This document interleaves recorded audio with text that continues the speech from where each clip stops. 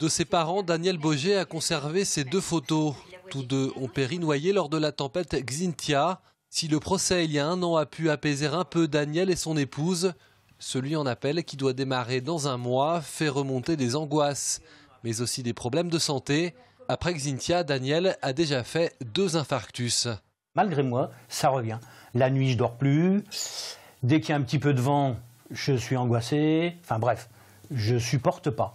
Je ne supporte pas. Et ça revient systématiquement. Depuis 1 mois, ça Depuis 1 mois, 1 mois et demi. Je dirais depuis qu'on connaît la date. Le couple savait bien que ce procès en appel arriverait un jour.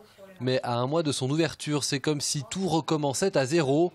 Pour Françoise, l'épouse de Daniel, c'est comme un mauvais rêve qui continue. Ça faisait 5 ans, il fallait absolument continuer à avancer dans la vie. On a une petite fille de 6 ans à la maison, pour elle, on ne peut pas chialer tous les matins. Mais, et là, je dirais rebelote, quoi. On recommence comme si, comme il y a 1 an, comme s'il y a 1 an n'avait pas existé. Thierry Berlemont, lui aussi, à l'époque, avait failli périr noyé avec sa femme et ses 2 filles.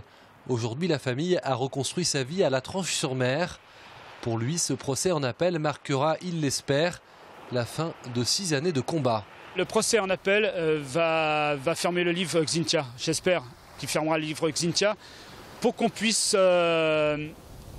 parler d'autre chose. Depuis 6 ans, notre vie tourne autour de Xynthia.